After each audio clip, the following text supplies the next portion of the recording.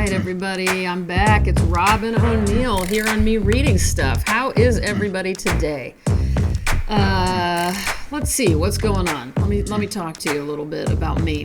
Today, I had big plans for today. I was trying last night to start the perfect schedule for myself. Have a routine, follow it, no matter what kind of thing, because for a while, a few months back, I had one, where I was going to bed at a certain time and waking up. This didn't last that long, but when I did adhere to this schedule that I planned, it was beautiful. It really did work for me. And I think all of you guys who listen, if you're artists or writers, you all understand this struggle. I've had it, I don't know that I've had it for a long time, because really I used to just work all the time and I didn't allow anything else into my life. But now that I really want to have some sort of balance, it's more challenging for me to figure this out, to do things like exercising, make sure I set aside email time, lunchtime, dinner time, relaxing time. So that used to be simple. You just draw all day and you've got it made. But now, okay, so let me look at the schedule. Let me first tell you what I did do today. Here's what I did do. My alarm went off at 7. That was when I wanted to get up. Changed that to 8 because my stomach hurt and I had a headache. Okay, so already not a great start. Then Damien woke up and said, "Do you want to get up?" And I said, "Wake me up in an hour." So then he did wake me up in an hour with coffee, which was so great and nice of him, from a coffee place. Like, I got it, a huge coffee. I loved it. Decaf, of course. So that got me up. That's one way you can always get me up. So I got up, enjoyed that, made some breakfast. Not for me, for Damien, because I didn't want to eat because I was still feeling weird. And then I come out to my studio. I kind of get ready. Oh, I took a shower. That was good. And put on some decent clothes that are comfortable yet, I'm going to say cute. I don't know what to call them. They felt cute. They feel cute to me. They probably look like, disgusting, but whatever. I'm loving this shirt. I'm loving my pants. Okay.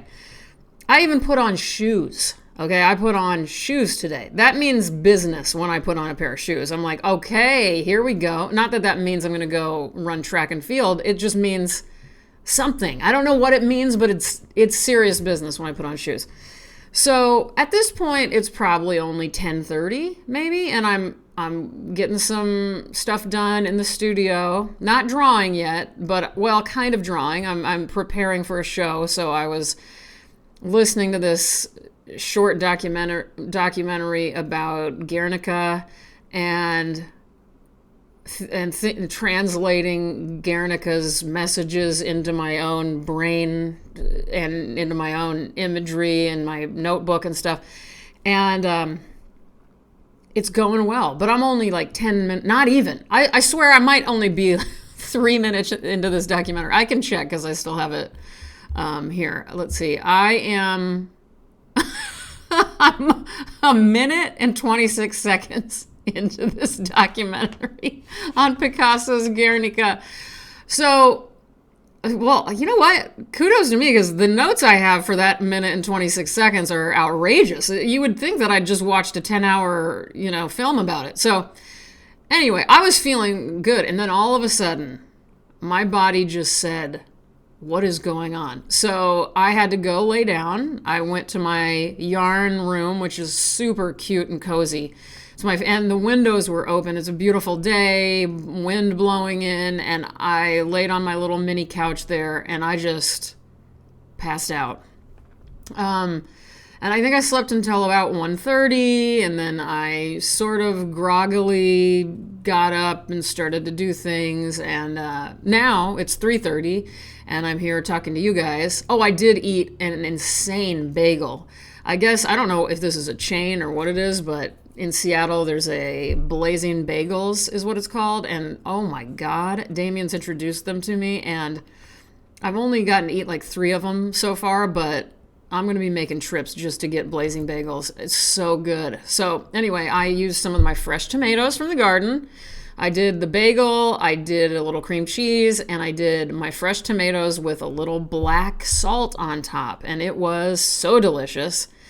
So that's all I've eaten today. And that's all I feel like for right now. But anyway, long story short, big plans today. There was going to be so much going on today. And clearly that didn't happen. And I'm trying to give myself grace here. Here is the schedule that I've come up with. Now, you guys, let me know if you think this is unrealistic for me. Keep in mind, it used to be that I would get up at like 7:30, get coffee, go directly to the studio, and basically do that until I couldn't like hold a pencil anymore, 3 or 4 a.m. or whatever. And then as I get older, that keeps getting less and less active. But it's really, the main part for me is that it's challenging to go to sleep early. Okay, so here we go. But if you get up early and you exercise and stuff, you start to get tired early, right? So I've just got to get into the swing of it. If anybody has any advice for me, reach out. Cindy Long, that means you. You're always my hero as far as all things, anything goes for that matter. All right, so here's the schedule that I have come up with. 7 to 7:45, wake up / exercise. 7:45 to 8:15, you're going to eat. I don't even think it'll take that long, but eat, maybe make your first coffee. 8:15 to 8:45, shower and get ready for the day, get dressed. 8:45 to 9:15, we're going to do admin. That means, just get your emails taken care of. If you have to order more paper or supplies, order that, get that shit. Or if you got to call the doctor and make an appointment, that should be taken care of then. Now, oftentimes admin in my day is, 2 hours. There's a lot in there that I'm trying to pretend is only going to last till 9:15, 9:30, but if I can get it done then, and the more I schedule that in and just do it daily, the easier that will be. So let's hope I can do that. And again, I used to have big email problems. I'm getting a lot better. So I feel like I can handle that. All right, and then 9:15 is the golden moment. That's when you start drawing, thank God. So 9:15 to 12, to noon, that is, I draw. And then I'm giving myself a full hour for lunch, which is also unheard of. But here's why. It says noon to 1, lunch and read or / look at art books. Okay, so I definitely need to, this is a gift I'm giving myself. I love when I actually give myself scheduled time to just sit with books, whether it be read them or look at them. I read at night every night, but that's when I read. But to have a little time and a little time away, I think would be good for me. And I have a little picnic table outside my studio. Go out there and do it if I want to. I should utilize that more, And then 1 to 6 draw. Sometimes it'll be 1 to, let's see. No, yeah. Wait, what did I say? 1 to 6 draw. I have 6 o'clock garden / dinner. So, because gardening in the summer takes a long time with all the vegetables and flowers and stuff I've got going. So that will change in the winter, but for now it takes quite a while. So, all right, that's pretty good. And then 7:30 to 9:30, relax / TV / movies / crochet. That's when I do all of that. Okay, 2 hours a night. That's pretty good, right? Some people can't do that. I can't normally do that, but I want to try. 9:30. This sounds outrageous. This sounds like I'm a toddler to me. Okay, but it also sounds appealing. 9:30, get ready for bed / prepare for tomorrow. The thing that I love to do is put out the specific bowl I love to make my oatmeal in. Put that out, put the oatmeal packaging thing out, and the measuring cup so that I look at that when I first wake up, or now it'll be after I exercise. And you see, okay, it's already out. How can you say no to oatmeal when it's sitting out there for you so cute? When you very cutely put that out there the night before like a grown-ass woman. So there you go. That's what I mean by, and I also put out I do this all the time. I put out my exercise clothes. Put those out so it's easy access to just get those on and start doing that. So anyway, and then from 10 to 10:30, 10:45-ish, read. And 11 o'clock is the absolute lights out time. So that is what I'm trying hard to do. I don't know why I just explained all of this to you guys, but it is sort of plaguing me and getting on my nerves that I can't get this under control. But again, I did recently, and that was really good. And that's when I was losing weight and feeling really good and having more energy and all of that. So if any of you guys have this figured out, here's what I believe, is that every one of you out there listening to this has already figured this out. Because this feels very immature of me. Honestly, it does. I feel the immaturity just like in my pores here. It's like, why have you not figured this out? Like my dad and mom, I've never known them to not have this figured out. They do this every single day perfectly. So I don't know. I don't want to blame being an artist. I don't think that's necessarily what it is. I think it's just me, and I think I have a disease of obsession. And I also have a refusal to want to go to sleep. So anyway, we'll see how it goes. And again, any comments, welcome. So this week, you guys, we had a request from somebody very special, listener, friend to the show. I shouldn't say listener of the show, friend of the show, Tyler Bright Hilton. Now, we have mentioned Tyler before on the show, and let me put a little note here to make sure. I'm going to link you guys to Tyler's website and Instagram so you can check out his beautiful, beautiful artwork. I love I even own a piece of art from Tyler, and he's also just intimidatingly intelligent. And so anytime I'm talking back and forth with him, I feel like I'm not really worthy to be. I don't know why he gives me the time of day, to be honest with you, but I'm loving that he does. And he reached out with a special request. And he said, I don't know if you take requests for me reading stuff. And in my head, the second I read that, I go, I don't. So fuck you, Tyler. Just kidding. No, but I don't normally take requests. But then I read on and it said, something like, I'm paraphrasing, I want to hear something about death. Now we're talking, Tyler. Thank you.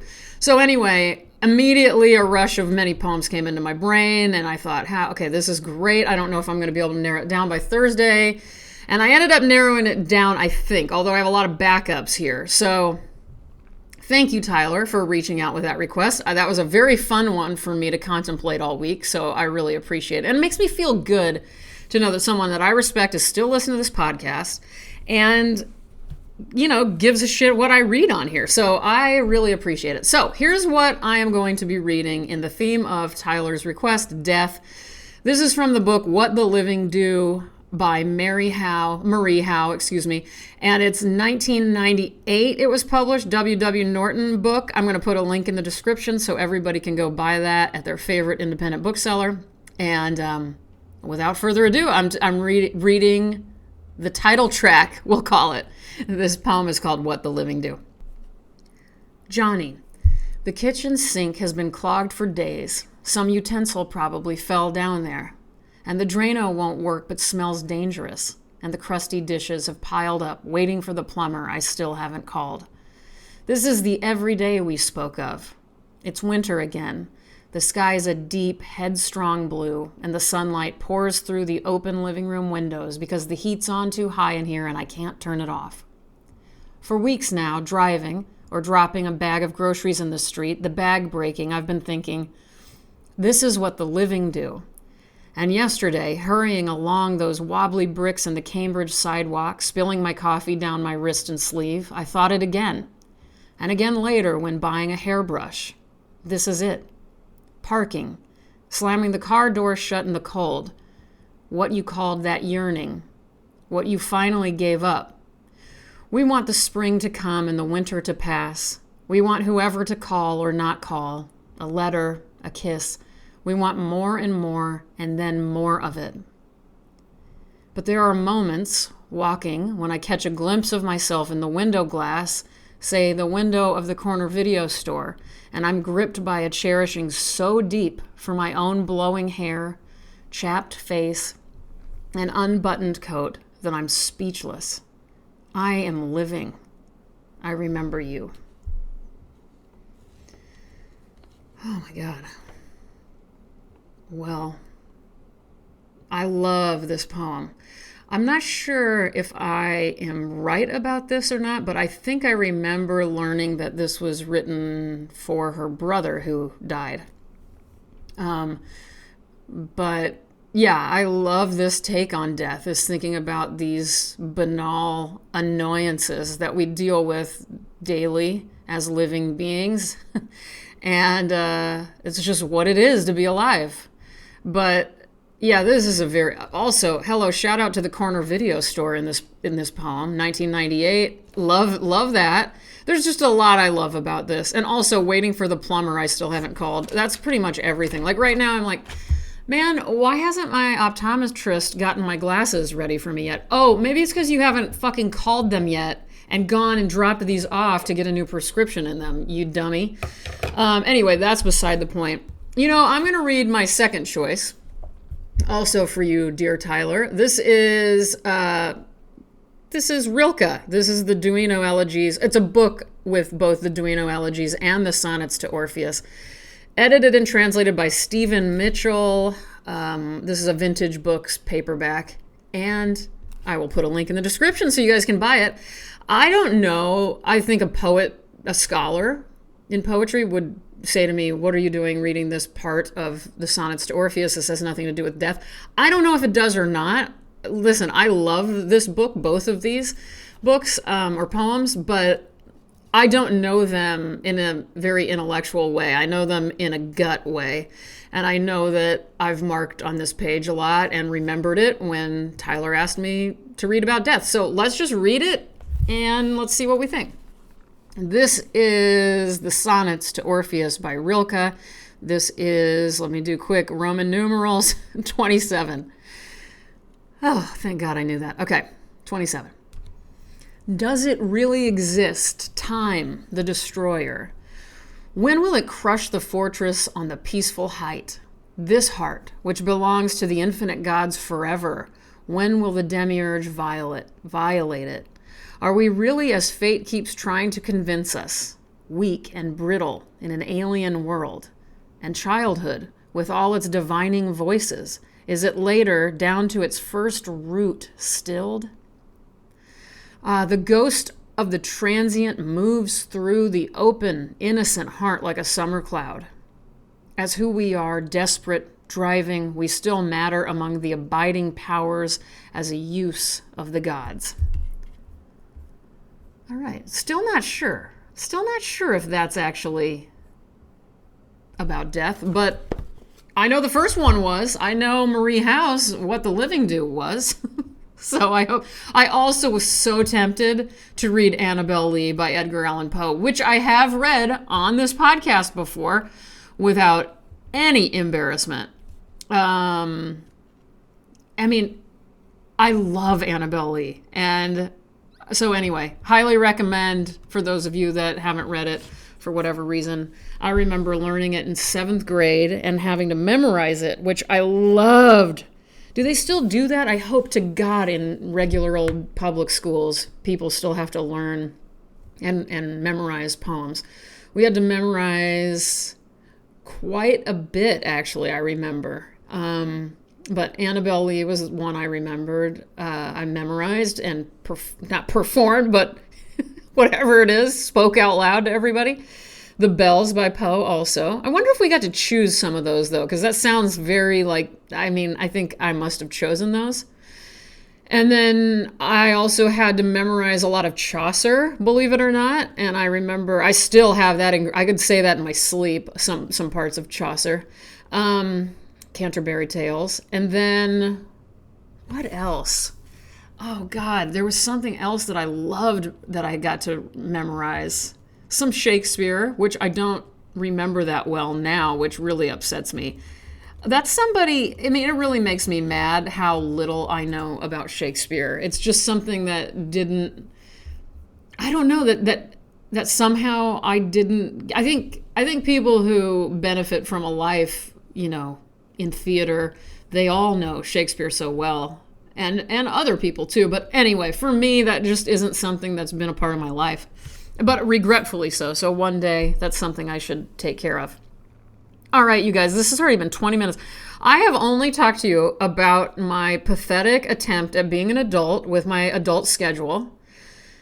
I have about a billion things I want to talk to you about. Like, I want to tell you about when I went to the Lion King on Broadway and saw Danzig there. I want to tell you guys about how I wear shorts now for the first time in my life, and I love them.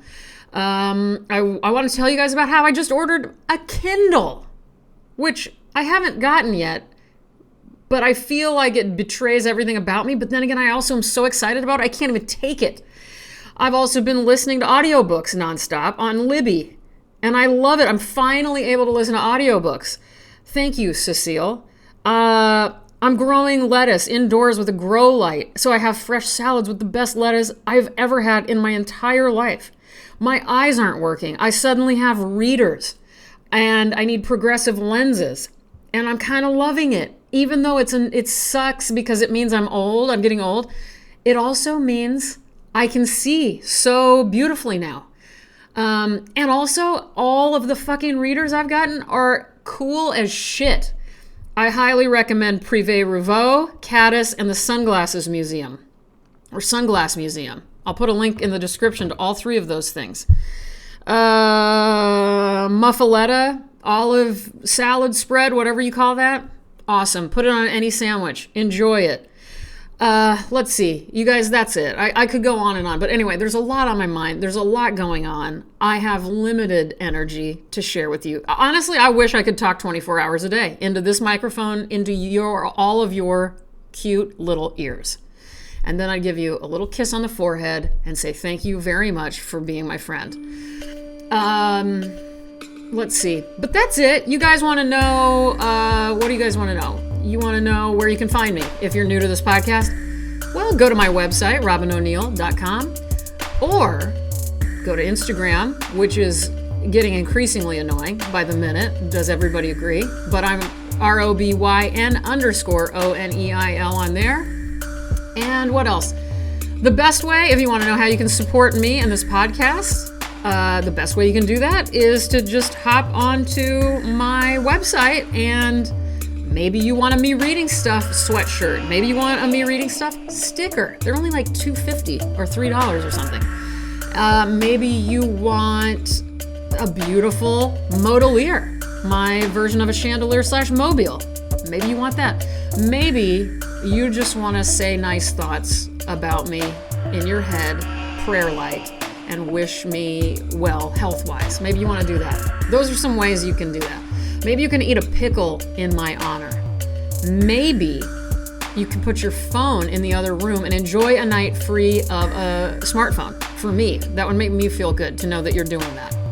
I haven't been keeping my phone anywhere near me, and I'm loving it. Anyway, you guys, I love you. You love me. I feel that. I feel it and I appreciate it. And I'll talk to you guys next week. Have a great weekend. Take very good care of yourselves. Good night and goodbye.